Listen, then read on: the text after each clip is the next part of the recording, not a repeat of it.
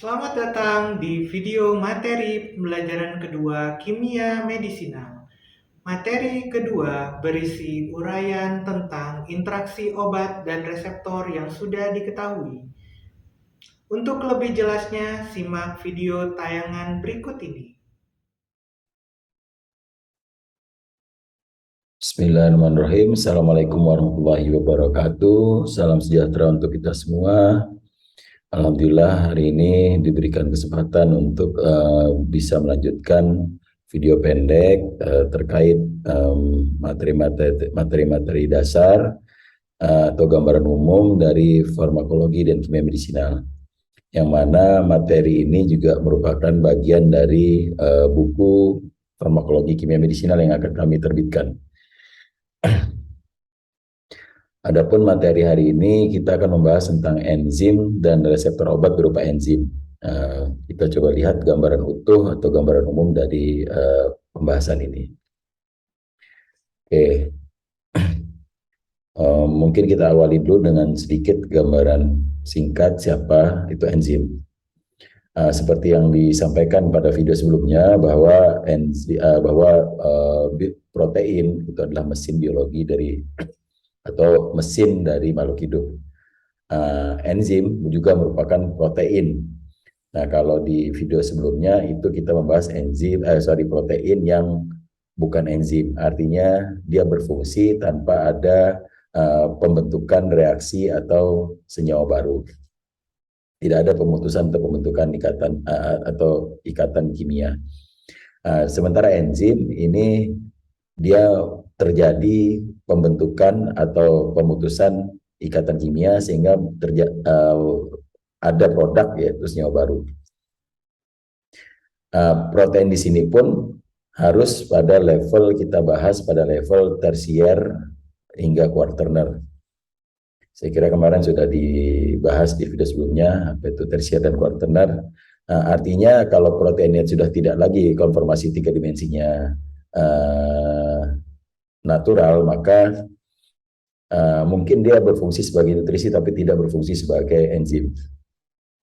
Oke, kemudian enzim ini dia sangat spesifik untuk reaksi kimia tertentu sehingga pada makhluk hidup bisa dibayangkan mungkin bisa ribuan lebih mungkin enzim ada pada sel karena memang tugas atau peran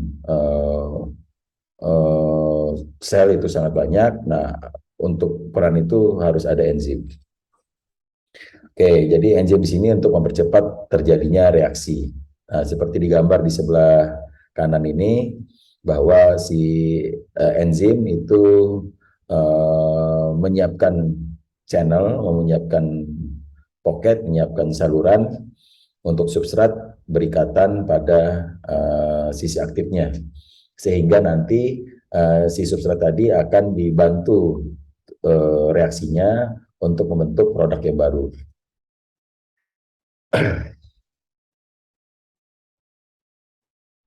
Oke, karena ini ruang lingkupnya farmakologi dan kimia medisinal. Farmakologi artinya ilmu yang belajar, farmakon dan logos ilmu yang pelajari obat. Kimia medisinal ruang lingkupnya menemukan obat, mengembangkan dan juga memahami memahami interaksi obat dengan reseptor atau protein pada level molekular.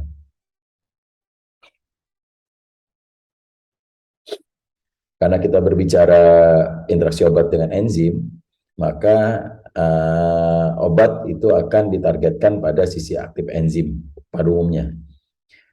Karena enzim punya catalytic site atau juga ada catalytic residu atau asam amino. Nah, sampai saat ini yang dikenal itu ada dua jenis dua kelas catalytic residu. Yang pertama catalytic diet dan yang kedua catalytic triad. Yang catalytic diet itu artinya ada 2 residu aktif. Kalau catalytic triad itu artinya ada 3 residu aktif.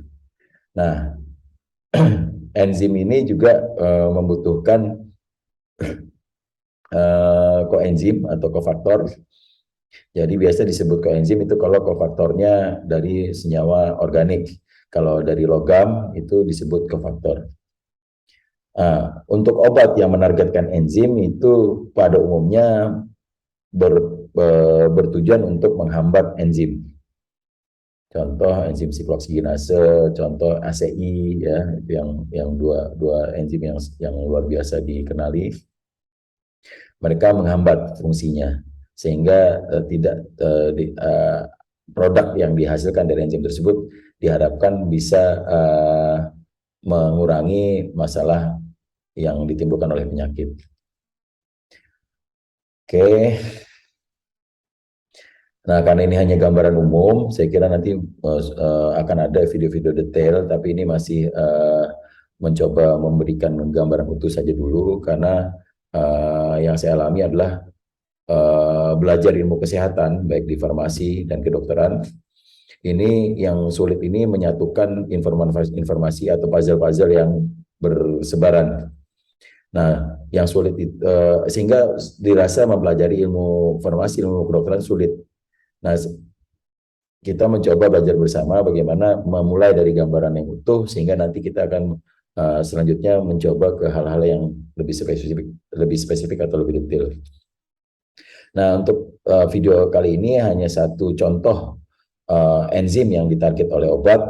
Yang saya pilih adalah sikloksigenase atau enzim yang berperan pada pembentukan prostaglandin dari substrat asam arachidonat. Kenapa saya pilih sikloksigenase? Karena saya kira ini obat yang paling populer, mulai dari anak-anak sampai usia lanjut. Semua mengenal sikloksigenase, target dari NSAID, obat penghilang nyeri, ya, inflamasi dan lain-lain. Oke,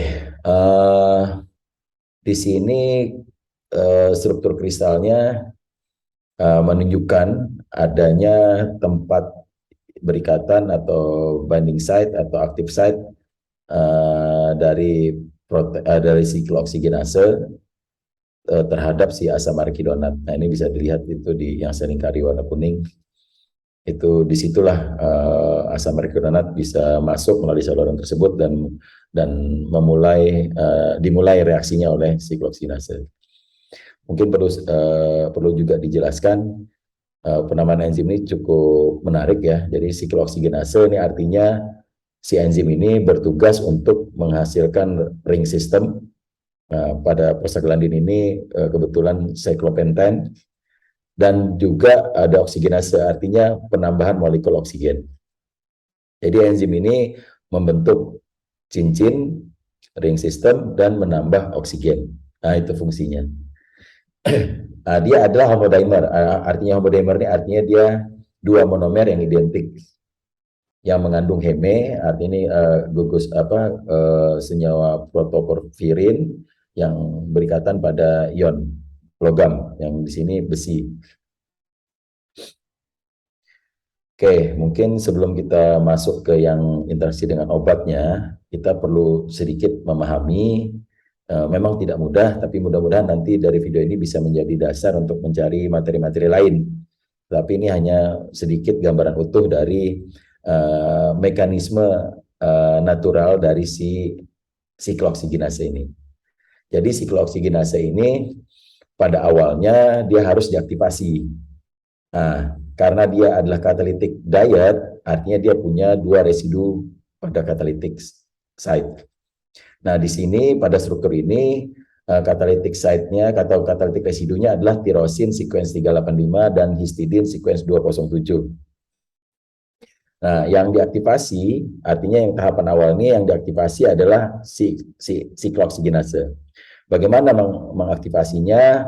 Sikloksigenase ini pada residu tirosin 385 ini akan dioksidasi sehingga dia menjadi tirosil radikal.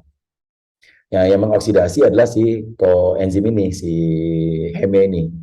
Si heme ini yang ada di bagian atas kanan ya, atau di atas saya pasnya, di atas saya itulah yang mengoksidasi dari si tirosin 385.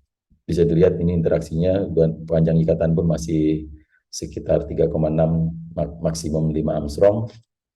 Artinya interaksi ini masih mungkin sangat mungkin terjadi. Dan inilah yang mengoksidasi dari si tirosin 385. Tirosin 385 yang teroksidasi atau yang dikenal sebagai tirosil radikal ini posisinya pas pada atom C13 pada asam arakidonat. Yang di sini kebetulan prochiral ya. Nah, disinilah memulai terjadinya abstraksi hidrogen dari asam arakidonat. Nah, saat si hidrogen dari asam arakidonat ini terabstraksi atau terlepas dari asam arakidonat, maka yang menjadi radikal adalah asam arakidonat yang dikenal sebagai arakinonil radikal. Nah, disinilah dia pada kondisi ini atau pada step ini dia siap menerima oksigen, kan siklooksidinase tadi adanya pembentukan siklopentan dan penambahan oksigen. Nah, pada kondisi ini dia siap menerima oksigen. Rangkaian proses ini. Nah, saat dia sudah ditambah oksigen, maka dia akan menjadi prostaglandin. Tetapi prostaglandin di sini masih belum stabil. Nah, dari si heme ini atau protoporfirin dengan si ion besi ini akan membantu mereduksi prostaglandin G2 yang biasa dikenal sebagai G2 menjadi prostaglandin yang lebih stabil atau prostaglandin H2. Nah, di sini saya kira gambaran singkat dari mekanisme natural dari si enzim siklooksigenase dalam menambahkan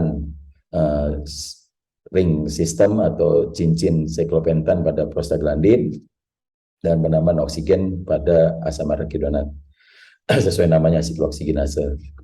Selanjutnya kita coba membandingkan kristal struktur. Oke, tapi sebelum itu kita coba pahami dulu kenapa enzim ini bisa mempercepat reaksi. Nah, ini merupakan hal yang sulit pada awalnya bagi saya untuk melihat gambaran utuh bagaimana si enzim ini bisa mempercepat reaksi. Nah, ternyata dengan bantuan perkembangan bioinformasi sekarang, kita dengan mudah melihat dan mensimulasikan, mengilustrasikan bagaimana sistem enzim ini terjadi. Oke, jadi bisa dilihat di sini bahwa si asam arakidonat ini masuk ke dalam suatu channel, suatu kantung, suatu saluran, dan dia dibungkus dan berinteraksi bersama dengan bagian-bagian enzim atau bagian-bagian siklooksidinase. Ada banyak sekali residu di situ.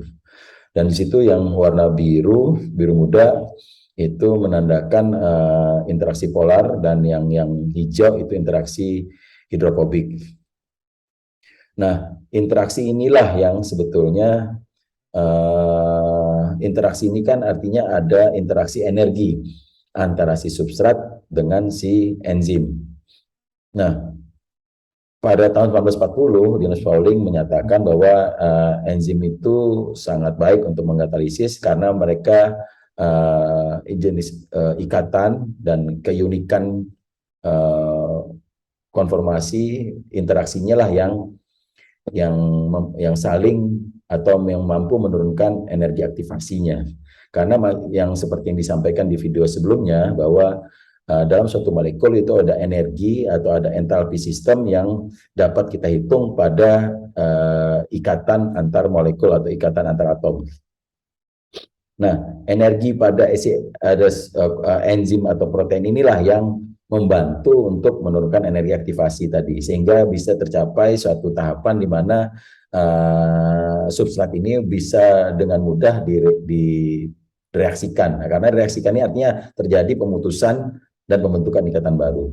Nah, energinya didapat dari lingkungan yang disiapkan oleh si enzim, khususnya pada catalytic site atau pocket ini atau pada saluran ini, sehingga energi aktivasinya menurun. Dan energi yang dibutuhkan itu kalau tanpa si enzim itu akan sangat besar untuk memutuskan ikatan ini, tetapi energi yang disiapkan oleh si enzim ini sudah mampu atau cukup untuk memutus ikatan sehingga membentuk produk baru.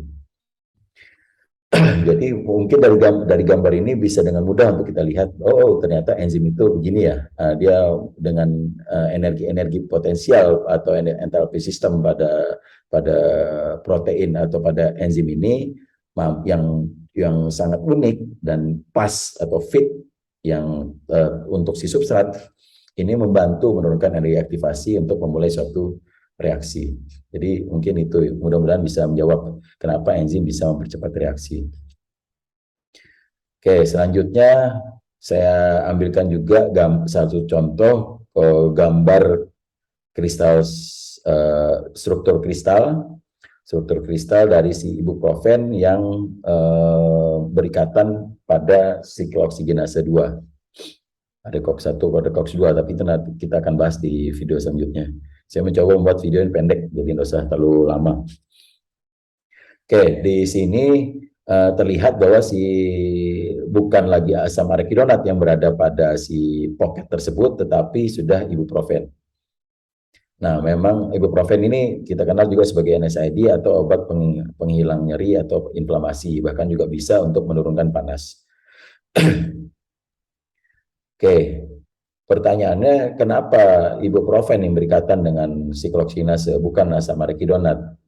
Nah, ini karena afinitas dari ibuprofen itu lebih kuat jika dibanding dengan asam arakidonat. Nah, pertanyaannya bagaimana menentukan afinitas suatu molekul atau suatu senyawa? Nah, ini masih gambar umum. Sebetulnya nanti akan saya siapkan satu video juga khusus yang akan membahas tentang afinitas. Tapi di sini saya mencoba memberikan gambaran umum bahwa dari volume molekulnya saja ini lebih kecil si ibuprofen. Karena untuk gate atau pintu atau gerbang dari si tempat masuk enzim tadi kan tidak terlalu besar tuh untuk masuk substratnya. Nah, semakin saya kira kalau dia terlalu besar, artinya ini hanya salah satu contoh ya, kenapa dia punya afinitas. Walaupun tidak hanya itu, karena afinitas juga ditentukan oleh geometris struktur molekul, kemudian yang terukur dari van der Waals energinya. Apa itu van der Waals energi? Van der Waals energi itu interaksi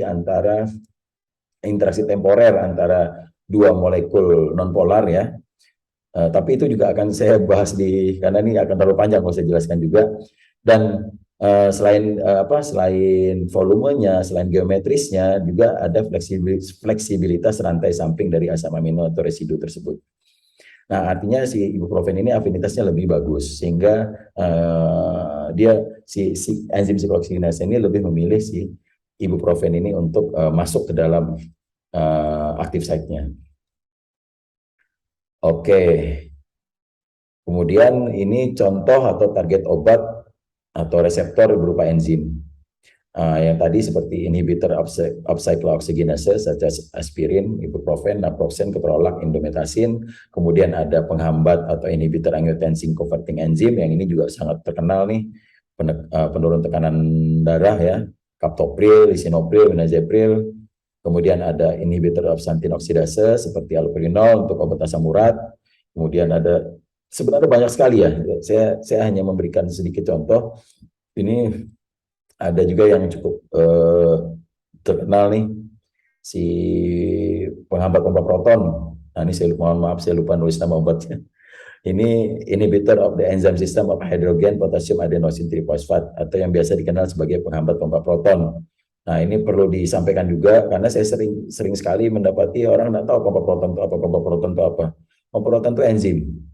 Ya, ini dia juga enzim. Nah, ini contoh obatnya omeprazol. Nah, jadi ini hanya contoh ya. Nanti mudah-mudahan akan ada beberapa video lagi yang khusus membahas tentang ini. Karena harapan saya hanya video pendek sehingga tidak bisa maksimal penyampaiannya. Karena terlalu panjang nanti takut tidak maksimal. Oke, mungkin sekian dulu untuk video kali ini. Mudah-mudahan diberikan kesempatan lagi untuk melanjutkan pembuatan video-video selanjutnya dan bisa segera launching dari buku Farmakologi Kimia Medisinal. Terima kasih atas perhatiannya. Semoga bermanfaat. Assalamualaikum warahmatullahi wabarakatuh.